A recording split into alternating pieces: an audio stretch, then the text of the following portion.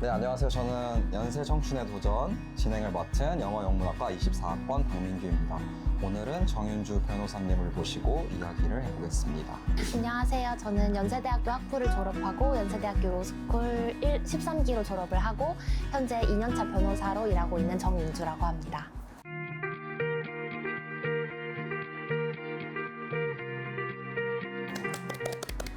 반갑습니다. 이렇게 저희가 요청을 했는데 또 흔쾌히 또 허락해 주셔가지고 촬영을 너무 감사드립니다. 저도 오랜만에 학교 와보고 해서 반갑고 재밌는 것 같아요. 네, 제가 질문을 많이 준비해 왔는데 네. 편하게 이제 드시면서 네. 이야기해 주시면 될 것 같습니다. 네. 그 연세대학교 학부 시절은 어땠는지 또 졸업한 과와 학점을 알려주시면 감사하겠습니다. 저는 학부 시절은 사실 너무 오래돼서 막 자세한 기억은 잘 안 나는데 공부를 열심히 했던 것 같고요. 또 공부 열심히 한 만큼 시험 기간 아닐 때는 친구들이랑 재밌게 놀기도 하면서 행복하게 학부 생활 보냈던 것 같습니다. 저는 이제 전과를 해서 연세대학교 심리학과를 졸업을 했고 학점은 4.3 만점에 4.29 몇 정도로 졸업했습니다. 네. 또 저희가 오늘 촬영일이 아카라카 다음 날입니다, 선배님. 네. 또 학부 생활 하실 때 아카라카 같은 축제를 많이 즐기셨는지 궁금합니다. 저는 근데 아카라카는 꼭 갔고요. 연예인 보는 게 너무 신기하기도 했고 또 연세대 올 때도 아카라카가 너무 로망이었어서 아카라카는 매년 갔는데 제가 4학년 때 아카라카가 취소가 됐어요, 코로나로. 그래서 4학년 빼고 1, 2, 3학년은 가서 다 재밌게 놀았던 기억이 있습니다. 또 가장 네. 기억에 남는 연예인이 있었다면? 기억은 아이유요. 아이유가 정말 노래를 아이유를 못 본 죄송합니다. 아니 저희가 저는 아이유를 3번 본 학번이에요. 3번 보셨어요? 두 번 본 학번. 아무튼 아이유를 여러 번 본 학번. 네, 부럽습니다. 아이유는. 그러면 그 다음 질문 해보겠습니다. 그 연세대 재학 시절에 저희 법조인이 되기로 결심한 계기가 무엇이었는지 궁금합니다. 사실 처음에는 로스쿨은 아예 생각이 없었고 이제 심리학과에 가서 대학원을 가고 싶다는 생각을 했어요. 그래서 대학원 쪽으로 준비를 하고 있었고 인지심리학이나 발달심리학 쪽 이렇게 분야를 정해서 좀 공부를 하고 있었는데 친구들이 이제 학점이 좋으니까 로스쿨을 가야 되지 않겠냐라고 주변에서 너무 부추기는 말이 많아서 한번 준비를 해보게 됐고 그러다가 이제 관심도 생기고 리트 점수도 잘 나와서 진학하게 되었습니다.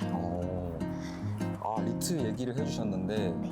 리트 시험에 언어 이해와 추리 논증 두 가지가 있더라고요. 네. 찾아본 바로는 이게 수능 국어, 수능 수학의 좀 심화 버전이라는 네. 평이 있어서 또 어떠셨는지 뭐 공부 어떤 것이 더 어려웠다 이런 게 있었을까요? 두 과목 중에?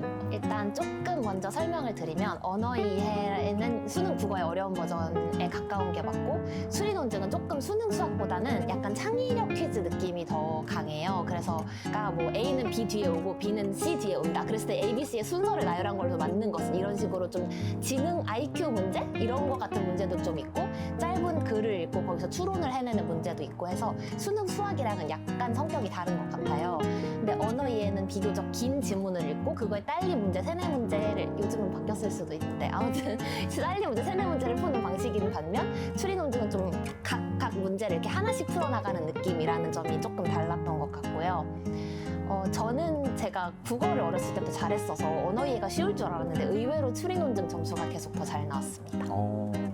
그러면 이제 리트 같은 경우에는 막 몇 점 이상 이게 한 네. 과목당 몇 점 이상 이런 게 중요한가요? 아니면 총합이 중요한가요? 그게 학교별로 100분위가 들어가는 학교가 있고 또 뭐 총점이 점수로 환산돼서 들어가는 학교가 있고 그렇게 알고 있는데 연세대 로스쿨 같은 경우에는 제가 입시를 할 2021년 당시에는 아마 총점 환산으로 들어갔던 걸로 기억하고 있어요. 네.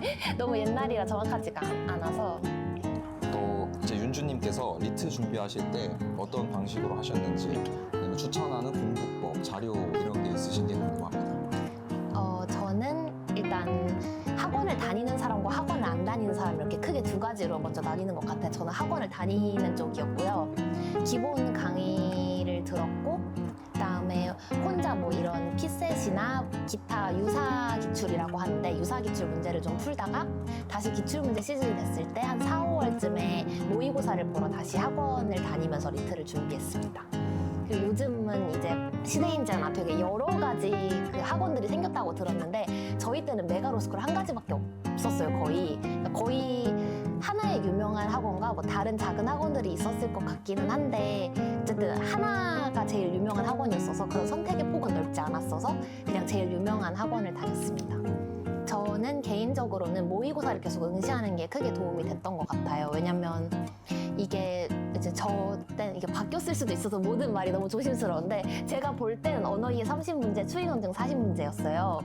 근데 이거를 시간 내에 다 풀기가 굉장히 어려웠어서 그 시간 관리를 하는 측면에서 어느 정도 되면은 그만 고민하고 넘어가야겠다라든지 아니면 그 전략적으로 이런 문제는 버리고 시작하자 이런 시간 관리를 하는 측면에서 모의고사를 여러 번 응시하는 게 큰 도움이 됐던 것 같습니다.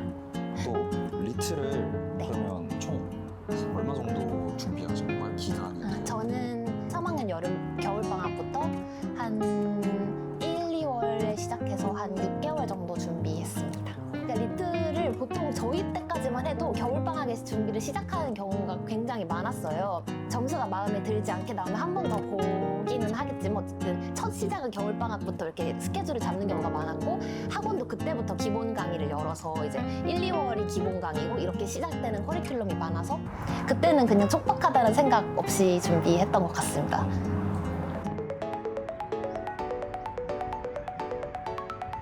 이제 리트에 대해 많이 물어봤으니까 로스쿨 생활에 대해서 좀 물어보겠습니다. 네. 또 연세대 로스쿨에 들어가게 되셨는데 이제 연세대 로스쿨에서의 생활은 어떠셨는지 또 기대한 것이 있었다면 어떤 것이 좀 달랐다 이런 게 있을까요?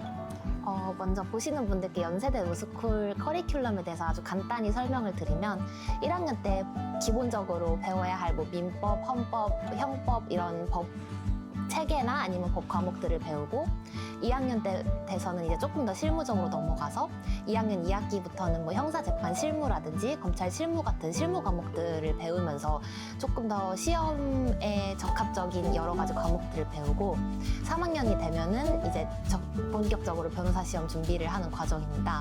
그래서 처음 1학년에 들어갔을 때는 그냥 학부처럼 열심히 공부하면 되겠지라는 막연한 생각으로 시작을 했는데 좀 법학 공부라는 게 학부에서 배우던 공부랑은 다르기도 하고 또 시험 적합적으로 공부를 해야 되다 보니까 조금 처음 공부를 시작했을 때 어떻게 해야 될지 몰라서 힘들었던 경험이 있습니다. 그리고 생활적인 측면에서는 되게 삭막할 거라고 많이 생각을 하시는데 뭐 생각보다 안에 동아리나 이런 것도 잘 돼 있고 또 친구들이랑 매일매일 같이 보고 매일매일 연락 주셔서 같이 공부를 하고 하다 보니까 좀 친해지고 같이 어울려 다니면서 스트레스 풀고 하는 측면도 있어서 생각보다 내부가 그렇게 삭막하지는 않습니다. 그 연세 로스쿨 안에 동아리가 있는 네. 거예요?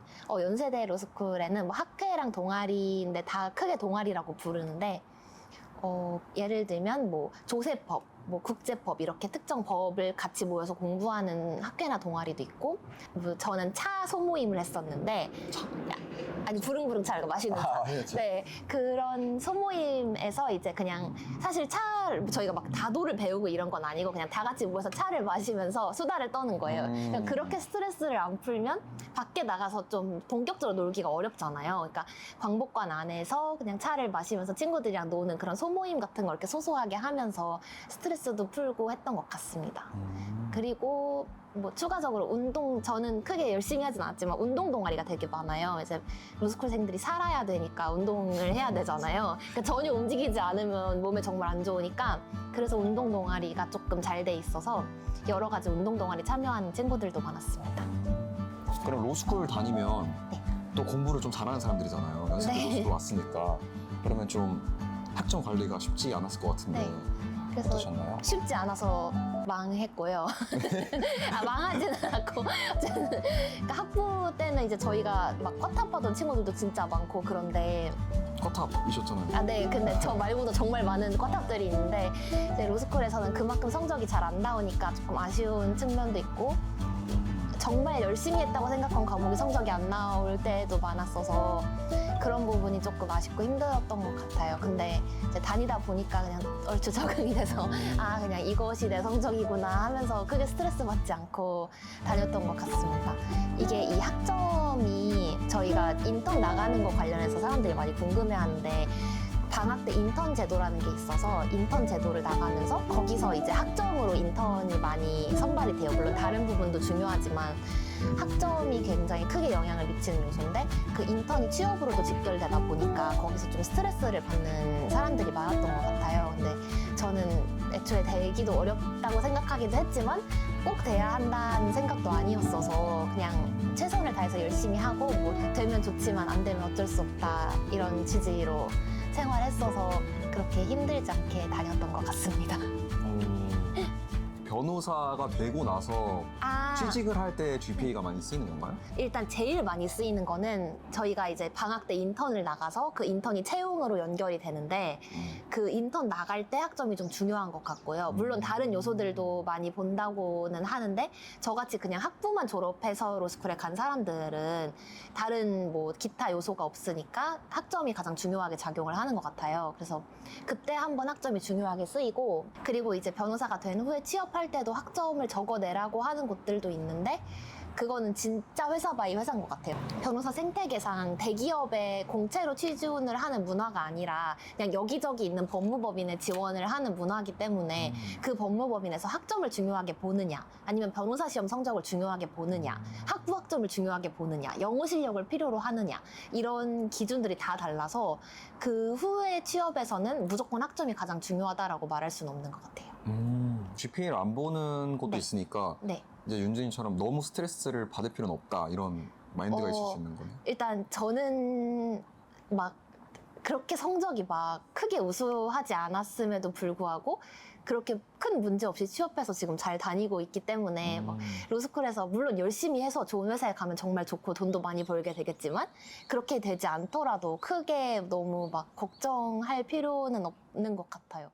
로스쿨 생활하는 중에 변호사 시험을 보는 거라고 해야 로스쿨이 이제 3년제잖아요. 네. 그래서 1학년 1학기 입학을 해서 학부랑 똑같이 2월에 졸업을 해요. 근데 변호사 시험은 그 졸업 직전 1월에 있어요. 그러니까 로스쿨 생활 중이라면 중이라고 할 수 있죠. 네. 그러면 이제 변호사 시험을 치르게 되셨는데 네. 필수 과목 7과목에 네. 선택 과목 1과목 네. 그리고 기록형이라는 시험이 있더라고요. 네. 선택한 과목은 어떤 기준으로 선택하셨는지 좀 궁금합니다. 네. 저는 국제거래법을 했는데 저희 학교 같은 경우에는 국제거래법을 제일 많이 했던 것 같고 두 번째로는 환경법을 많이 했고 그 다음부터는 뭐 개인의 선호나 아니면 자기가 잘하는 법에 따라서 좀 선택을 하시는 것 같아요. 그래서 예를 들어서 노무사를 따고 그 로스쿨에 가시는 분들은 노동법을 선택하시기도 하고 근데 뭐 반드시 그런 건 아니지만 그렇게 자신이 잘하는 법이 있으면 그런 쪽으로 선택을 하시는 분들도 계신 것 같고 경제법에 관심이 있으시면 경제법을 하시는 분들도 있는 것 같고 그런데 저희 기수의 경우에는 절대 다수가 국제거래법이나 환경법을 선택했던 것 같습니다. 저도 다수에 편승해서 그냥 학교에서 수업 열리고 인강 많고 이런 과목 선택하다 보니까 국제거래법 선택하게 됐어요. 그리고 실무에서는 전혀 사용하지 않고 있습니다.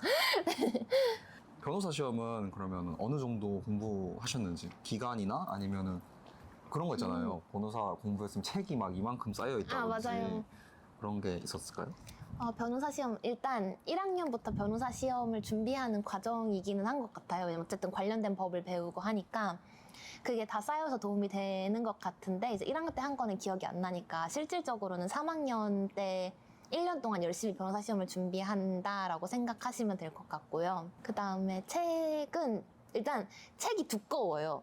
그래도 1년 동안 각 과목 문제집만 해도 7개 곱하기 기록형, 사례형, 객관식 이렇게 해서 3권이니까 그것만 해도 좀 책이 많이 쌓였던 것 같아요. 그리고 거기에 각 과목 암기장이나 기본서, 그리고 법전, 그리고 뭐 기타 도움이 되는 문제집 이렇게 해가지고 책이 좀 많이 나오는 시험인 것 같습니다. 책 자체가. 과목이 많다 보니까. 제가 윤주님 유튜브 네. 영상을 좀 봤는데 2학년 때 지금. 네, 그 같은 로스쿨 네. 분들이랑 네. 많이 친하신 것 같더라고요. 막 네. 집에서 같이 놀기도 하고. 네. 그래서 또 그런 게 같이 생활하고 그런 게 많이 도움이 되셨는지 궁금합니다. 뭐 근데 생각보다 저는 친구가 있는 게 뭔가 장단점이 있을 거라고 생각을 했어요. 왜냐면 이제 남들이랑 어쩔 수 없이 비교를 하게 되고 또 친구들보다 계속 성적이 안 나오면은 뭔가 나도 열심히 하는데 왜 나만 이럴까 하고 자괴감이 들 수도 있고 그래서 뭔가 단점도 있을 거라고 처음에 들어가기 전에는 막연히 생각을 했는데 막상 들어가 보니까 친구들이 없으면 일단 너무 심심해요. 그러니까 거기서 하루 종일 공부만 하고 아무랑도 말을 안 하니까 친구들이 없으면 정말 너무 심심해서 같이 다니는 게 약간 정신건강 측면에서 좋은 것 같고요. 그리고 친구들이 많으면 모르는 것도 물어보면서 할 수 있어서 저는 공부 잘하는 친구들로부터 굉장히 많이 도움을 받으면서 공부를 했고요. 소소하게는 친구들이 많으면 다양한 메뉴를 시켜 먹을 수 있습니다. 혼자 먹는 거 비해서. 네. 음식 먹을 때? 네, 저희 광복관에 이제 라운지라고 해서 거기서 다 같이 밥을 먹을 수 있게 돼 있어요. 사람들이 배달 음식을 먹으니까 밖으로 못 나가는 로스쿨생들을 위해서 밥 먹는 라운지가 돼 있어서 거기서 이제 3, 4, 5 모여서 뭐 떡볶이도 시켜 먹고 회도 시켜 먹고 좀 다양한 음식을 시켜 먹었던 것 같습니다.